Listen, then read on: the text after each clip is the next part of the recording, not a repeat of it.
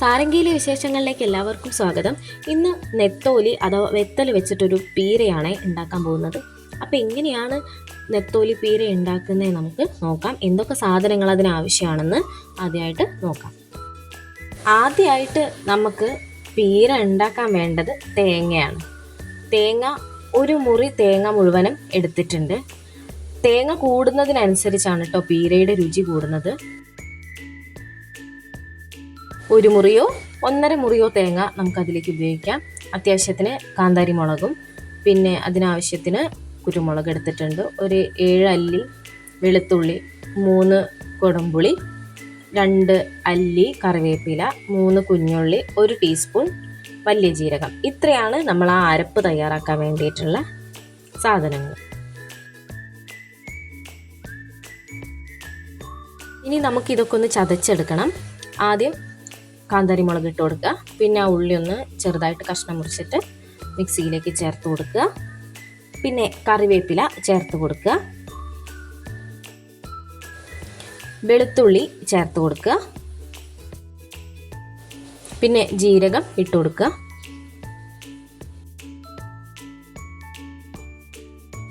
ഇനി എടുത്തു വെച്ചിട്ടുള്ള കുരുമുളക് മുഴുവനായിട്ട് ചേർത്തിട്ടില്ല, അതിന്ന് കുറച്ചാണ് ചേർത്തിട്ടുള്ളത്. കാരണം കാന്താരി മുളകും കുരുമുളകും കൂടി കൂടുമ്പോൾ എരിവ് കൂടുമോ എന്നുള്ളൊരു പേടി കാരണം കുറച്ച് കുരുമുളക് മാറ്റി വെച്ചിട്ടുണ്ടേ. പിന്നെ നമ്മൾ ആ തേങ്ങ മുഴുവൻ അതിലേക്ക് ചേർത്ത് കൊടുത്തിട്ടുണ്ട്. ഇനി ജസ്റ്റ് ഇതൊന്ന് മിക്സിയിലൊന്ന് കറക്കിയെടുക്കാം, ഓവറായിട്ട് അരയരുതേ. അങ്ങനെ ഈ ഒരു പാകത്തിലാണ് നമുക്ക് തേങ്ങ അരച്ചിട്ട് കിട്ടിയിട്ടുള്ളത്. ഇനി അത് നമുക്ക് മീനിലേക്ക് ചേർത്ത് കൊടുക്കാം. എന്നിട്ട് കുറച്ച് മഞ്ഞൾപ്പൊടി കൂടി അതിലേക്ക് ചേർത്ത് കൊടുക്കണേ. അങ്ങനെ 1 ടീസ്പൂൺ മഞ്ഞൾപ്പൊടി അതിലേക്ക് ചേർത്ത് കൊടുത്തിട്ടുണ്ട്.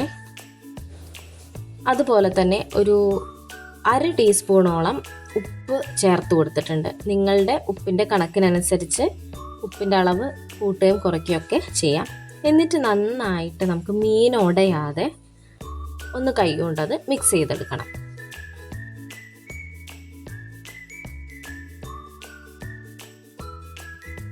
ഞങ്ങൾ അടുപ്പിലാണ് പീര ഉണ്ടാക്കുന്നത്. അപ്പോൾ ആദ്യം ചട്ടി വെച്ച് കൊടുത്തിട്ടുണ്ട്.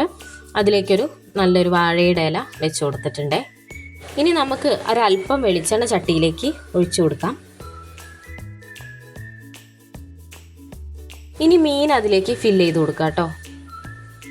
അങ്ങനെ മീൻ നല്ല വൃത്തിയായിട്ട് ഫില്ല് ചെയ്ത് കൊടുത്തതിന് ശേഷം നമുക്കത് കുക്ക് ചെയ്ത് തുടങ്ങാം.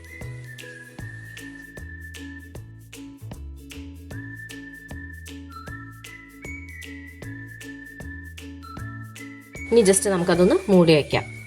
അങ്ങനെ തുറന്ന് നോക്കിയപ്പോൾ എന്തായാലും മീൻ വെന്ത് വന്നിട്ടുണ്ട്. ഇനി അപ്പുറത്തെ സൈഡിലേക്ക് അതൊന്ന് മറച്ചിടണം. അങ്ങനെ മീൻ നമ്മൾ വേറൊരു പാത്രത്തിലേക്ക് മാറ്റിയിട്ടുണ്ട്. വേറൊരു വാഴയിലയും അതിലേക്ക് വെച്ച് കൊടുത്തിട്ടുണ്ട്. ഇനി നേരെ ചട്ടിയിലേക്ക് വെളിച്ചെണ്ണ ഒഴിച്ചു കൊടുക്കാം. ഇനി അതിലേക്ക് നമുക്ക് പുതിയ വാഴയിലയില്ലേ അത് അടിയിലേക്ക് വെച്ച് കൊടുക്കാം. അപ്പോൾ ഒരു സൈഡാണ് ഇതിൻ്റെ വെന്തിട്ടുള്ളത്, അടുത്ത സൈഡ് കൂടി വേവാൻ വേണ്ടിയിട്ടാണ് പുതിയൊരു വാഴയില നമ്മൾ ചേർത്ത് കൊടുത്തിട്ട്. ഇത് മീനല്ല കേട്ടോ കരിഞ്ഞത്, ഇലയാണേ. ഇനി നമ്മൾ അവസാന സ്റ്റെപ്പ് എന്നോണം കറിവേപ്പില ഇടുക, അതുപോലെ തന്നെ വെളിച്ചെണ്ണ ഒഴിച്ചു കൊടുക്കുക. നമ്മുടെ പീര ഇവിടെ തയ്യാറായിട്ടുണ്ട്. പിന്നെ വാഴയുടെ ഇല കരിയുമ്പോൾ കുറച്ചുകൂടിയും രുചി ഉണ്ടാവും മീനിന്. അപ്പോൾ മീൻ കരിയാതെ നോക്കുക, ഇല കരിഞ്ഞാലും കുഴപ്പമില്ല. എന്തായാലും നിങ്ങളൊന്ന് ട്രൈ ചെയ്ത് നോക്കുക. ചോറിന് കൂടെ കൂട്ടാൻ വളരെ രുചികരമായിട്ടുള്ളൊരു വിഭവം തന്നെയാണ് നെത്തോലി പീര.